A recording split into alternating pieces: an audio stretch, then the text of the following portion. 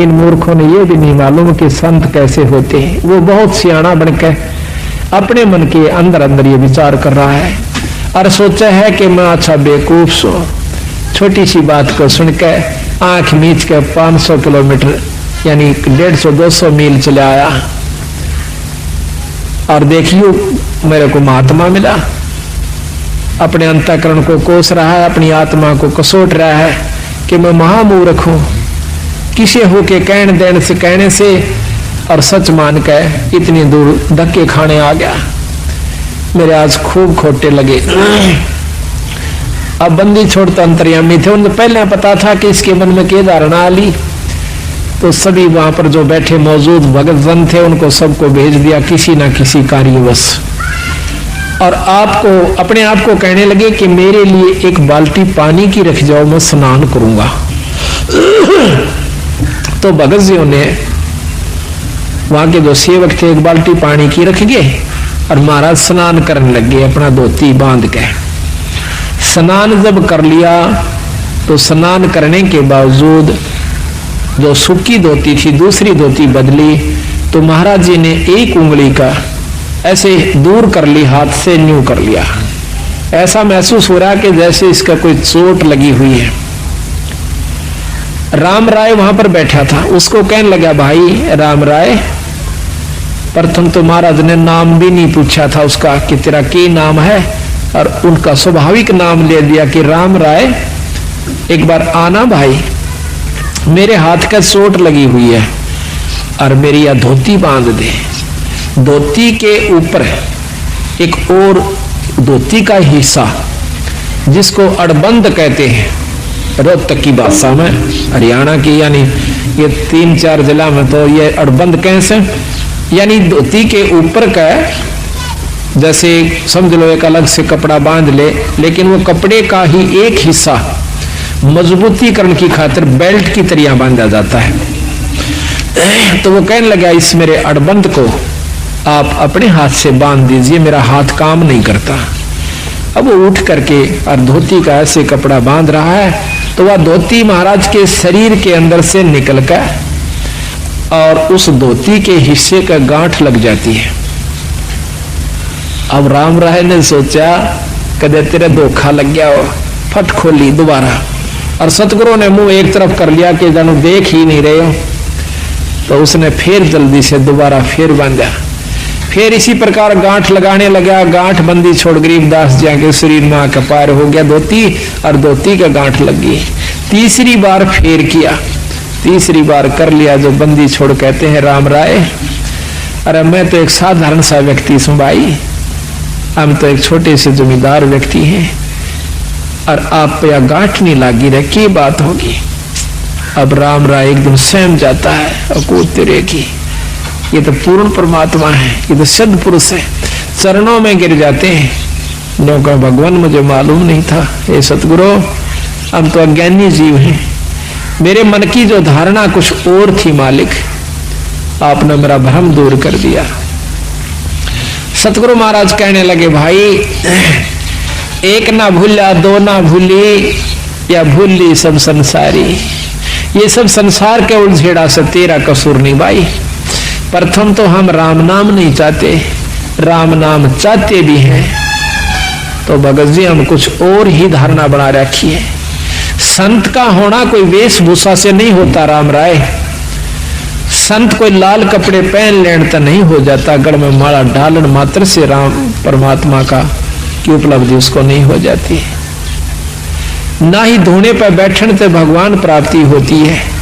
परमात्मा की पाने के लिए एक साधारण सा तरीका है जो कि हम बताते हैं।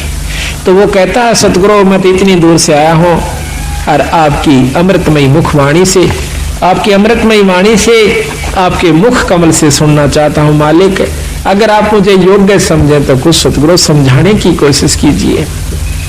तो बंदी छोड़ ने उसका नाम झुमकरा रख दिया कि झुमकरा भाई, झुमकरा क्यों रखा उसका नाम कि उसका मन झूम रहा था, वो डगमग था बेचारा, बहुत विचलित था, तो इसलिए उसको झुमकरा कहा। तो यहाँ कहते हैं वो था विष्णु उपासक थे राम राय जी, क्योंकि पंजाब के अंदर भी बहुत उपासना भगवान विष्णु कृष्ण जियों की यानी 90% अब भी हो रही है। तो यहां बताते हैं कि ले राम राय मैं तुझे समझाता हूं परमात्मा के बारे में। अथ झुमक रे पृष्ठ नंबर 670 सतगुरु गरीबदास महाराज की वाणी के ग्रंथ साहिब का पृष्ठ नंबर 670।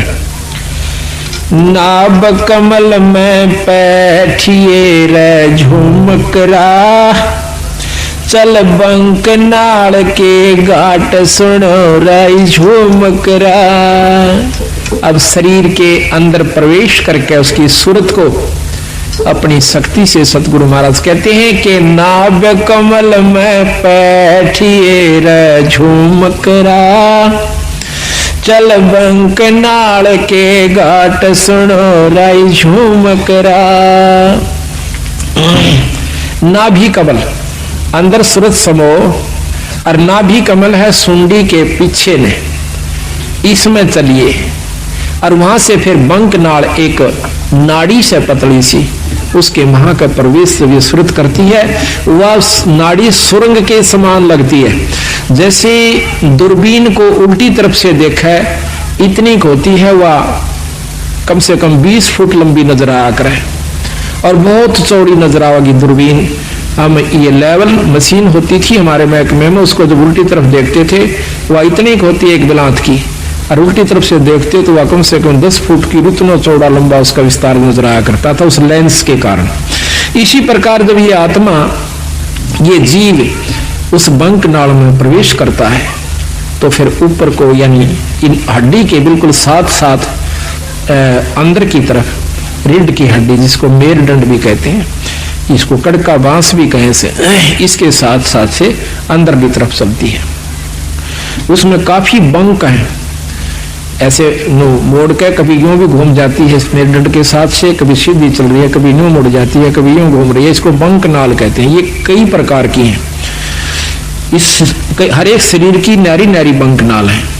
सूक्ष्म शरीर भी है, स्थूल शरीर की न्यारी है, सूक्ष्म शरीर की बंक नाल अलग है, कारण की अलग है।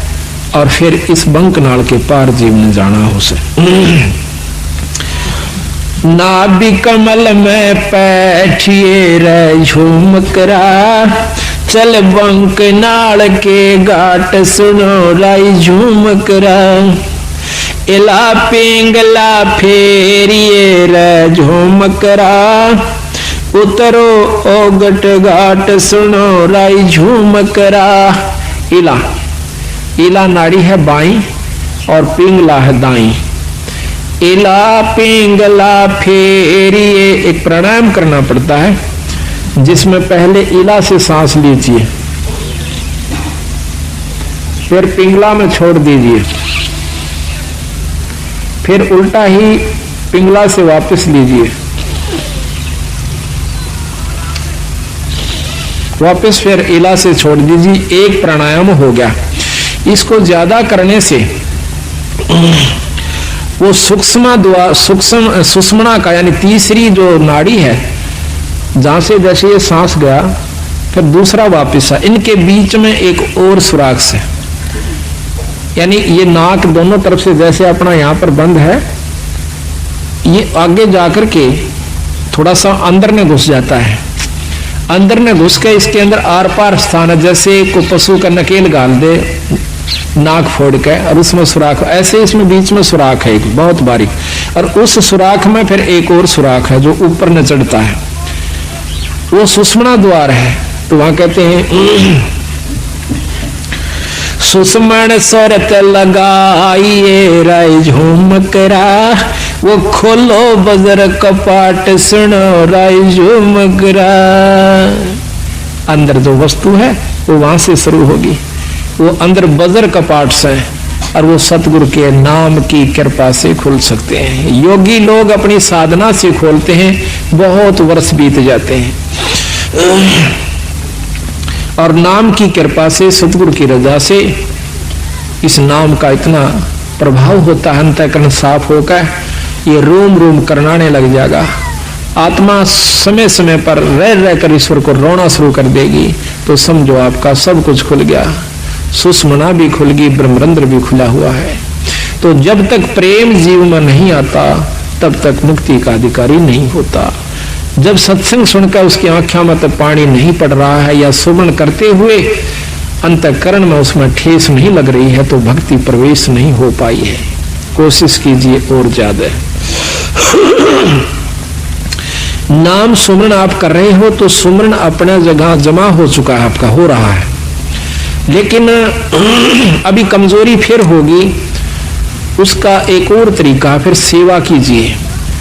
आप सेवा करके देखियो किसी धाम पर अपने बंदी छोड़ के पे अपनी सत्संग में हाथ से सेवा करके देखना, और हो सके तो बर्तन तक साफ कीजिए, हो सके तो जूते तक भी साफ कीजिए, फिर देखना आपका सब कुछ खुल जाएगा। पर ये काम नहीं हो, ये होगा जो बात बनेगी।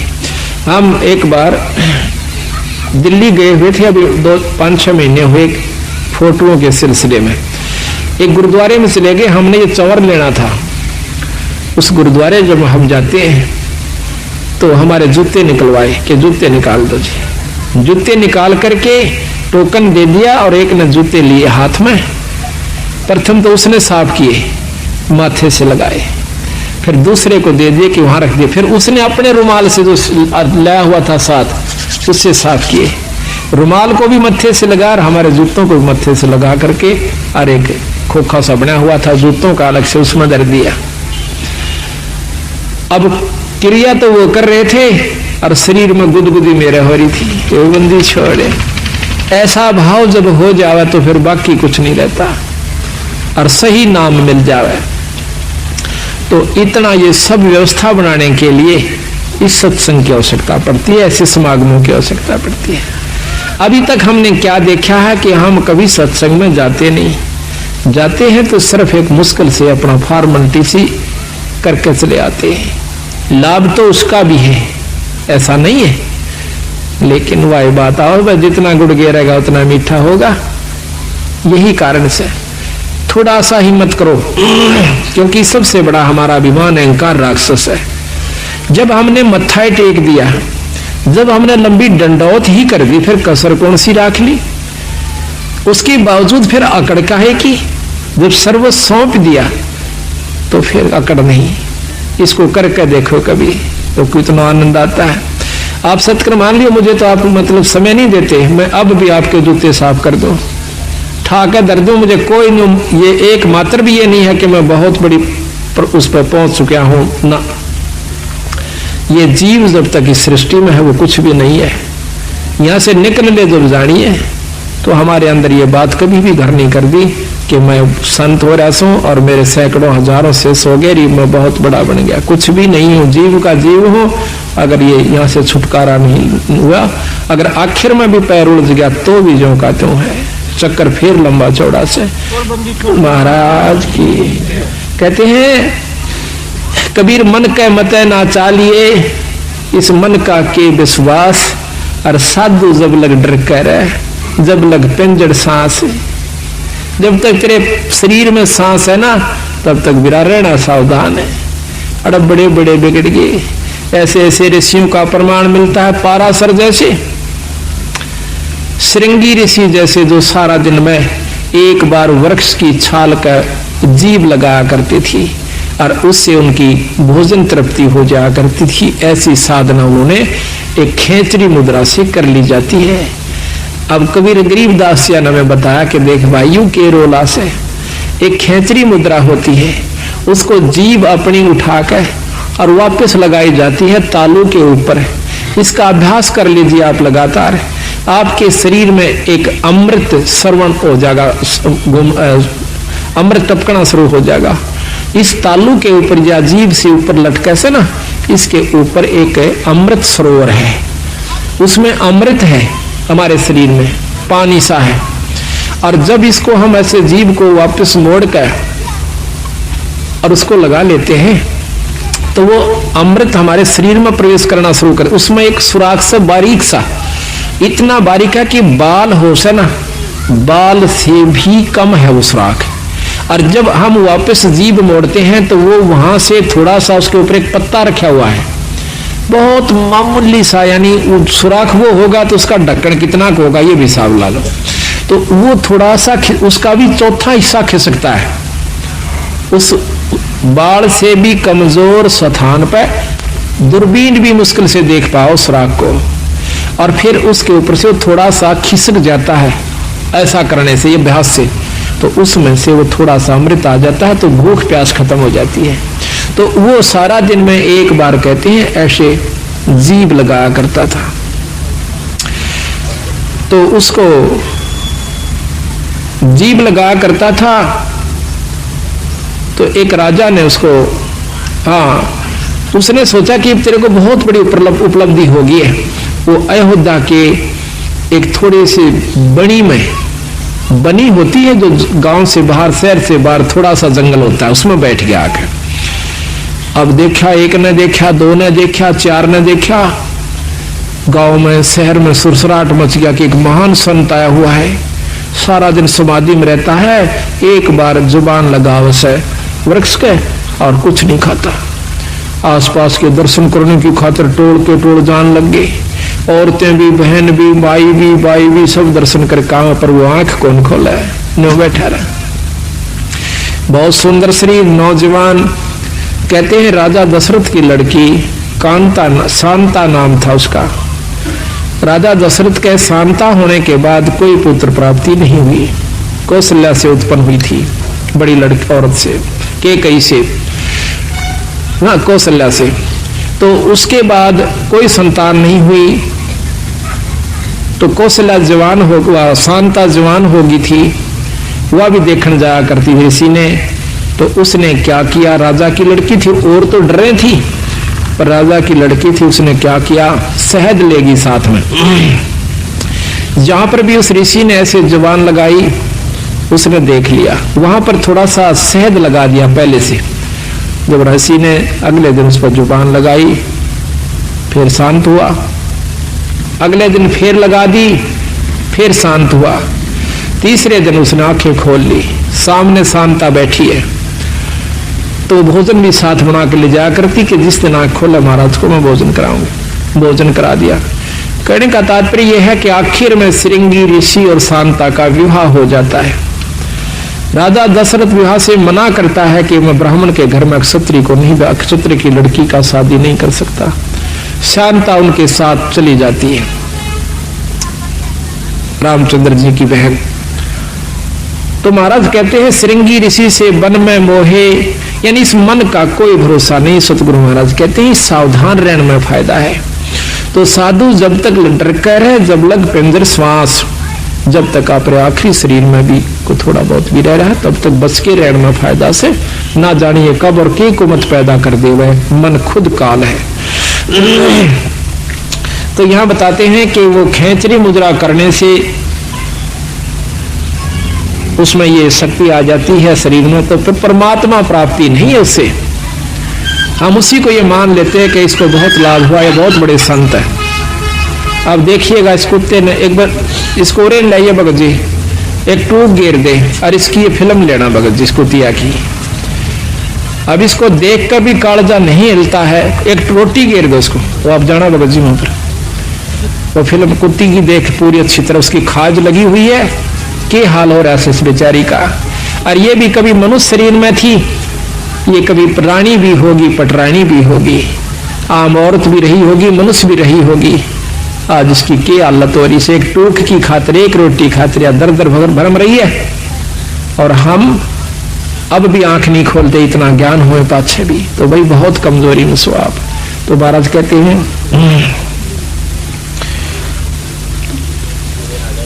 सुषमण स्वरत लगाइए राय झूमकरा, वो खोलो बजर कपाट सुनो राय झूमकरा, काया नगरी जद बस राय झूमकरा, जद घर आवे आठ सुनो राय झूमकरा। ये काया नगरी जब बसेगी, जब भगवान भजन के काबिल होगी, जब इसमें सील, संतोष, विवेक, अक्षमा, भाव भक्ति, नम्रता, दया, ये 8 प्रकार की व्यवस्था उत्पन्न हो जाएगी, अहंकार खत्म हो जाएगा। काया नगरी जद बसराई झूमकरा, जद घर आम 8 सुनो राई झूमकरा, 12 बांध लगाइए राई झूमकरा, नक सरवर पे ध्यान सुनो राई झूमकरा, शंख पदम उजियार है रे झूमकरा, जा कोट कलास सिभान सुनो राई झूमकरा। फिर उस ईश्वरीय शक्ति का आप दर्शन कीजिए। जा दोना मरुआ फूल है राई झूमकरा, अक्ष वृक्ष स्थान सुनो राई झूमकरा, राय चमेली केवड़ा रे झूमकरा, सूरजमुखे शोभान सुनो राई झूमकरा, सुरत नरत 2 अंसनी रे झूमकरा, मान सरोवर नाम सुनो रे झूमकरा।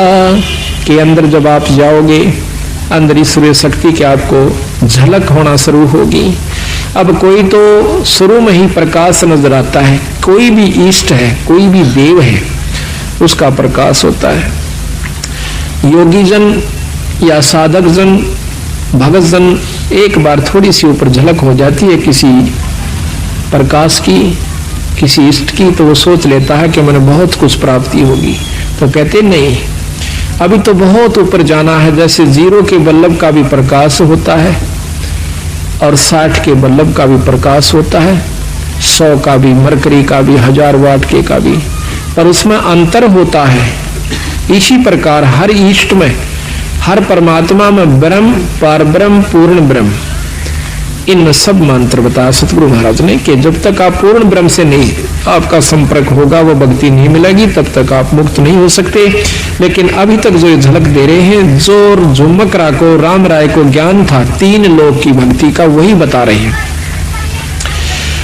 अनभय मालन ओ तेरी रे झूमकरा, फूलन सेज बिछाई सुनो राई झूमकरा, छतर सिंहासन श्वेत है रे झूमकरा, पलकों चौरा डुराई सुनो राई झूमकरा, अरस देवंगना गाँव ही रे झूमकरा, अनहद सबद घमोड़ सुनो रे झूमकरा, बिन पग का जा पंथ है रे झूमकरा, मकर तार की डोर सुनो राई झूमकरा, और कहूँ कुछ और है रे झूमकरा, बिन देही का देव सुनो रे झूमकरा, स्वर्ग रसातल में बसे रे झूमकरा, जाके कर ले सेव सुनो राई झूमकरा,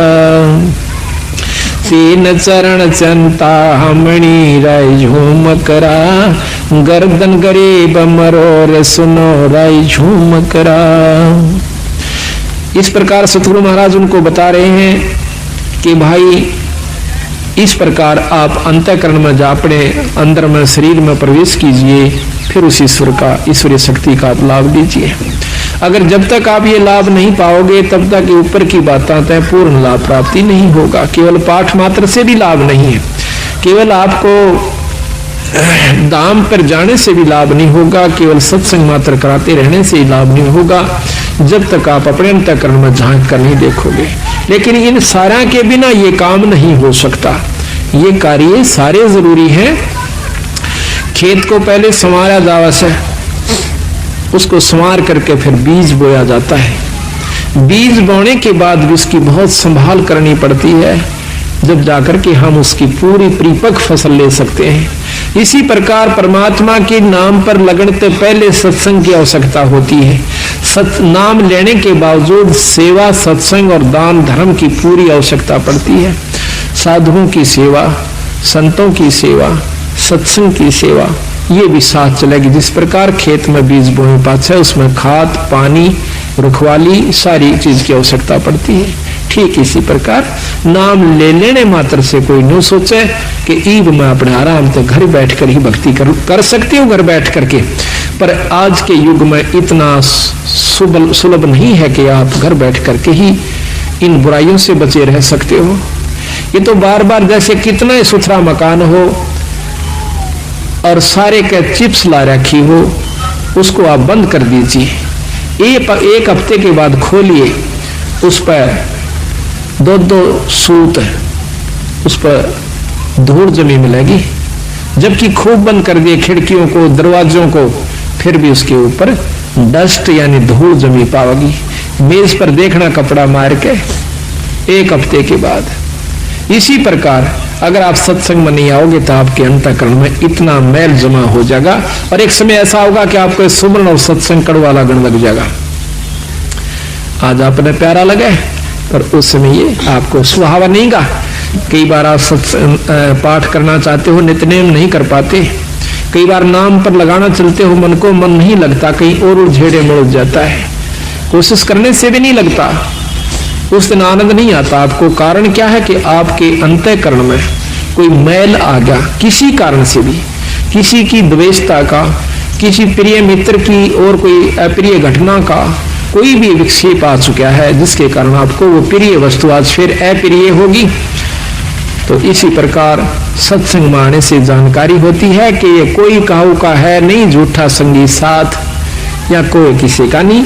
कबीरा चिंता तो सतनाम की और ना चिंता दास, और जय कोई चिंता नाम बिना वही काल की फांस। ये काल की पास है, काल इसको फंसा के रखने की खातिर इसके मन में सो विक्षेप कर हो अहंकार या कोई चिंता फिक्र बनाए रखे कि कहीं ये भक्ति भाव में ना लग जाए। तो उस दिन और ज्यादा भक्ति करे, परमात्मा का नाम लेवे, कोई किताब धार्मिक पढ़ लेवे, अपने गुरु से मिलन की कोशिश करे, संत से मिलन की कोशिश करे, आसपास कोई सत्संग हो तो उसमें जाने की कोशिश करे, ताकि आपके मन का जो अंतःकरण के अंदर जो विकार आया हुआ वो ठीक हो जाए।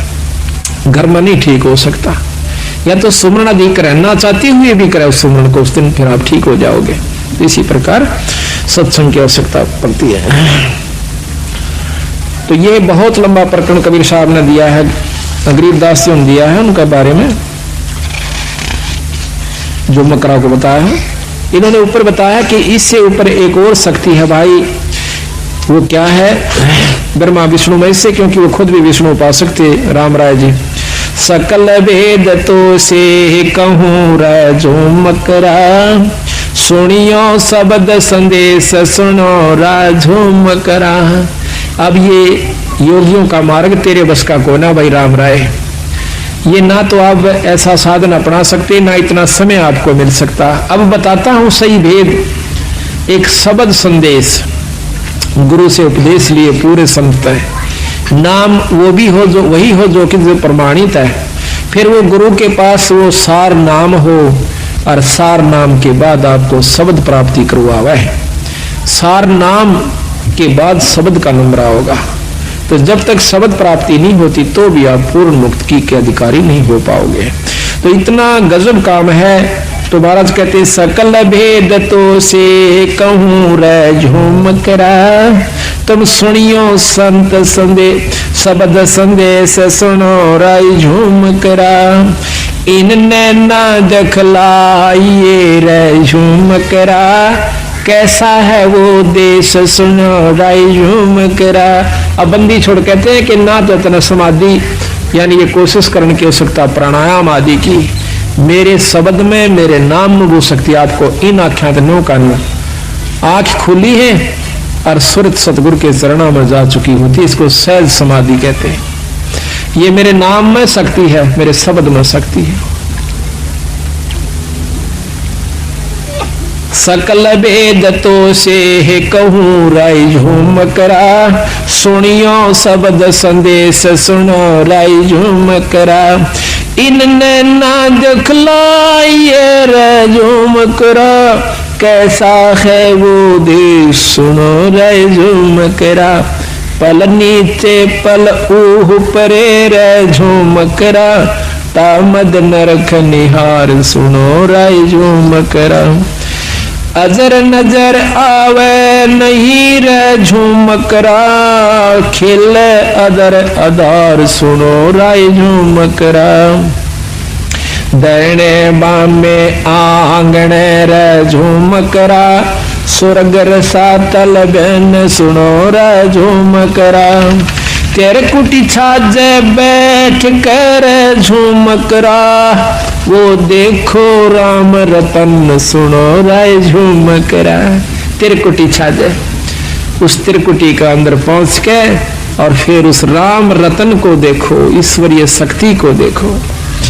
सनकादिक नारद रटे झुमकरा, ये रट ब्रह्मा विष्णु महेश सुनो राय झुमकरा।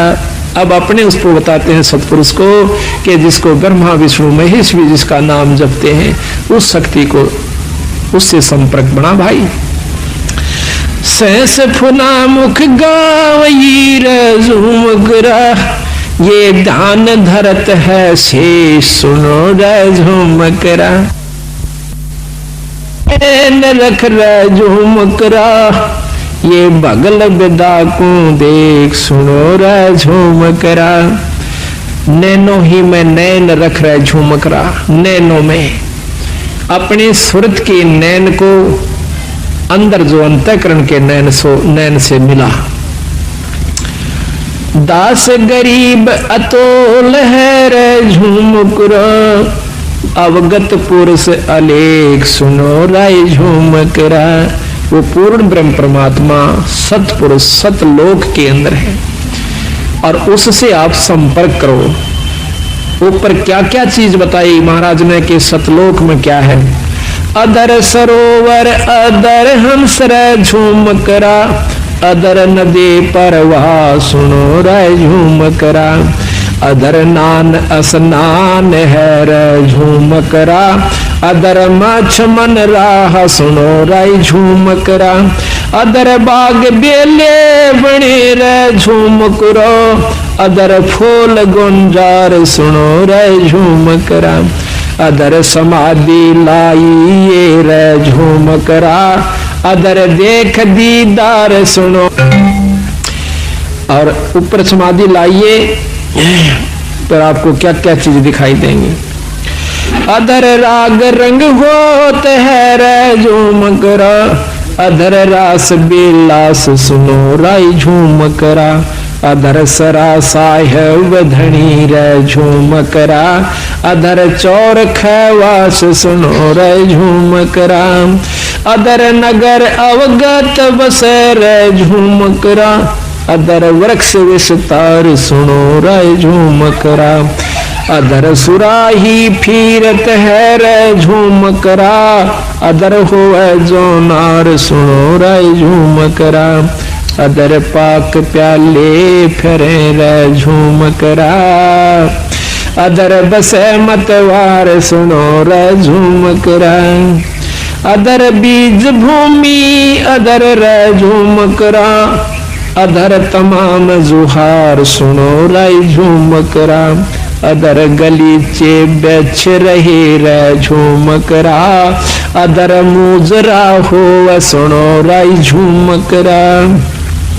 दास गरीब अदर बसो रे झुमकरा, अदर सुरत पेरो सुनो राय झुमकरा। कहते हैं उस परमात्मा को ध्यान से देखिए और ऊपर सुरत पिरो जैसे सुई में धागा पोया करें। कितनी सावधानी से उसको करना पड़ता है। तो इस प्रकार सुरत को महाराज कहते हैं ऊपर पिरो। तो जब उस राम राय की बहुत लंबा प्रकरण है, आज पौन घंटे का मार्ग, बहुत न्यारे न्यारे विस्तार से सतगुरु महाराज ने इसमें दे रखा है। हर चीज के हर पहलू के ऊपर उसको बताया। फिर वो प्रश्न करता है कि महाराज कि हमने तो ब्रह्मा विष्णु महेश इन्हीं शक्तियों की जानकारी थी, लेकिन महाराज आपने तो बहुत कुछ बताया है, इसके बारे में हमें ज्ञान नहीं। तो क्या कहते हैं, भाई पूरब देश हमारे है रे झुमकरा, कोई न जाने भेव सुनो राय झुमकरा। गगन मंडल में रहत है रे झूमकरा, बिन देही का देव सुनो रे झूमकरा।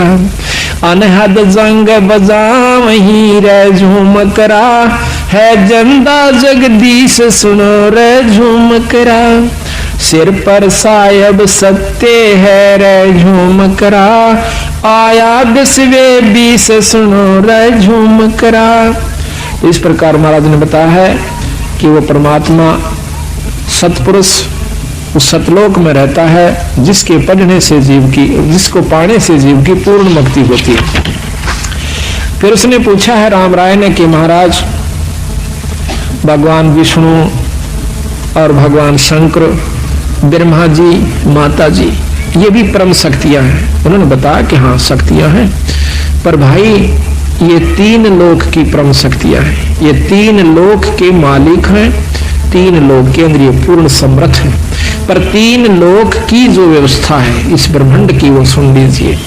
अपने किए हुए कर्म का जीव भोग भोगता ही रहेगा, जन्म मरण भी होता रहेगा, आपकी मुक्ति नहीं हो सकती।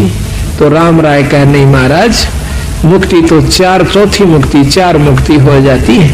तो चारों मुक्तियों का वर्णन करती है बंदी छोड़ कहते हैं कि चौथी मुक्ति के योगी जन कहां जाते हैं? परम चौथी मुक्ति है, वो ब्रह्मलोक में चले जाते हैं। और आप पढ़ के देखिए, इसमें शक्ति पुराण में साफ लिखा हुआ है। और सुख सागर है एक बहुत अच्छे संत के द्वारा रचित, उसने लिखा है कि जो योगी जन बहुत अच्छी समाधिस्थ होकर के और बहुत अच्छी साधना कर लेते हैं, वो ब्रह्मलीन हो जाते हैं। ब्रह्मलीन कैसे होते हैं? ब्रह्मलोक को चले जाते हैं, जो निरंजन का लोक है, जिसको महास्वर्ग कहते हैं।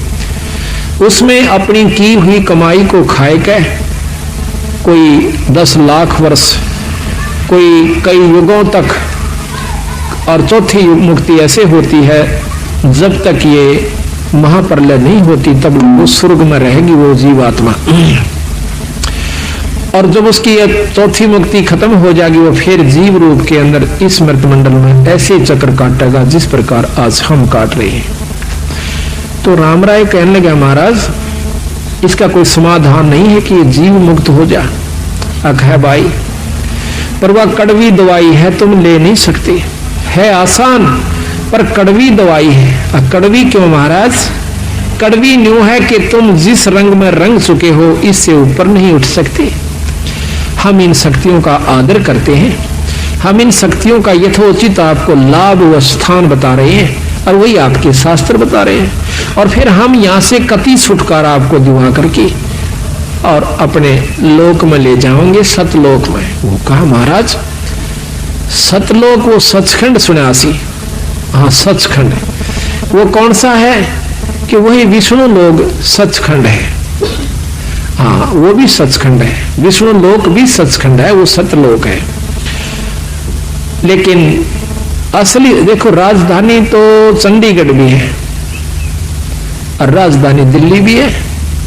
तुमने राजधानी शब्द सुना है पर उसकी जानकारी को ना कि राजधानी चंडीगढ़ में किस शक्ति की स्थान वास है और दिल्ली के अंदर किस शक्ति का वास है, यही मैं बताना चाहूं। सो आपने कि विष्णु लोक भी सतलोक का बीरा, पर सतलोक एक और भी है जिसके सबके ऊपर जिस शक्ति का पूर्ण रूप से वास है। क्या है वो? पूर्ण ब्रह्म परमात्मा, उसके ऊपर कोई शक्ति नहीं है।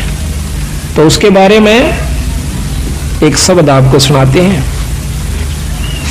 निर्विकार निर्भय तो ही और सकल भय माने जी साधो, और सकल भय मान सब पे तेरी साहिबी, सब पे तेरी साहिबी, तुझ पर साहिब ना।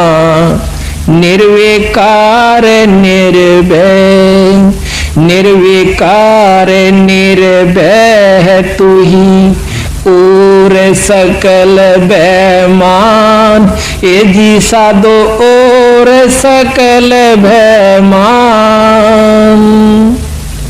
सब पे तेरी साहिबी, सब पे तेरी साहिबी, तुझ पर साहिब ना निर्विकार निर्भय। संध्या सुमरण आरती भजन भरोसे दास, ए जी साधो भजन भरोसे दास। मनसा वाचा कर्मणा, मनसा वाचा कर्मणा, जब लग घट में सांस। निर्विकार निर्भय, निर्विकार निर्भय तू ही और सकल भयमान। ये जी साधो और सकल भयमान। सब पे तेरी साहिबी, सब पे तेरी, तुझ पर साहिब ना निर्विकार निर्भय। सांस सांस में नाम जपो, व्यर्था सांस मत खो। ये जी साधो व्यर्था सांस मत खो।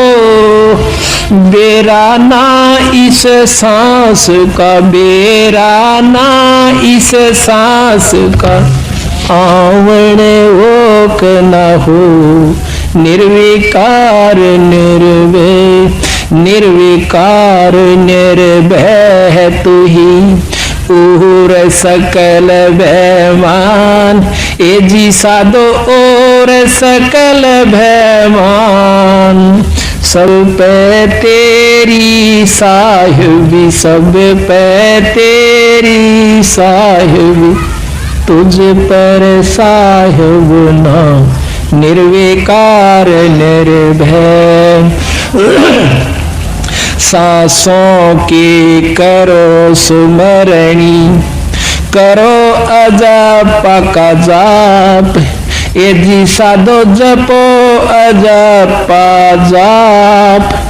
परम तत्व का ध्यान धरो, तुम परम तत्व का ध्यान धरो।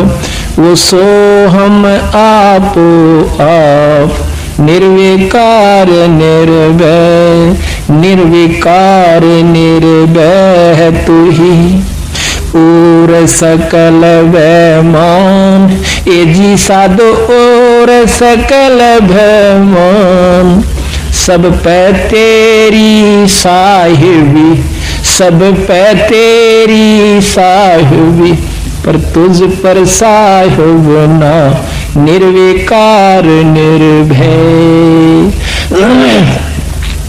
सो हम पोरा पवन में बांधा मेरे सुमेर। हे जी साधो बांधा मेरे सुमेर।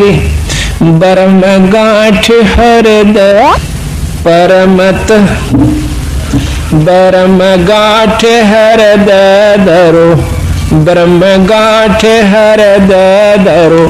इस विद्यमाला फिर निर्विकार निर्भय।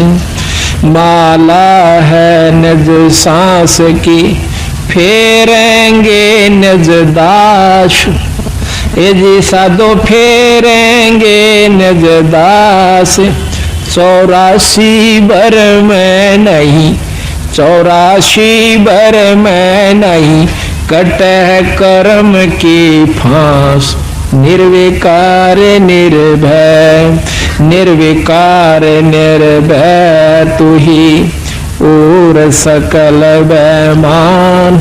ये जी साधो और सकल भयमान। सब पर तेरी साहिबी, सब पर तेरी साहिबी, पर तुझ पर साहिब ना निर्विकार निर्भय। अंसा सतगुरु मोहे निवाजियो, दीजो अंबर बोध। ए जी साधो दीजो अंबर बोदी, शीतल शब्द कबीर का, शीतल शब्द कबीर का, यू हंसा करे कैलोल, निर्विकार निर्भय।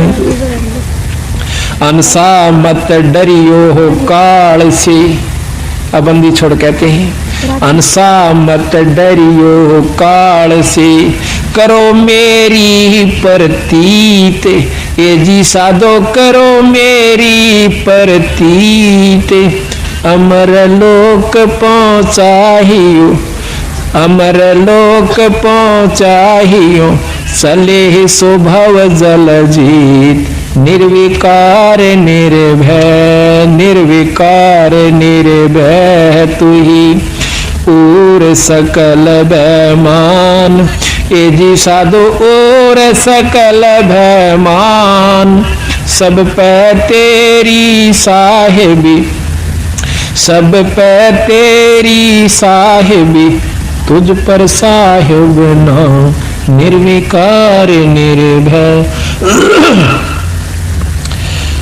भवजल में बहु काग हैं, कोई कोई हंस हमार, ए जी साधो कोई कोई हंस हमारे,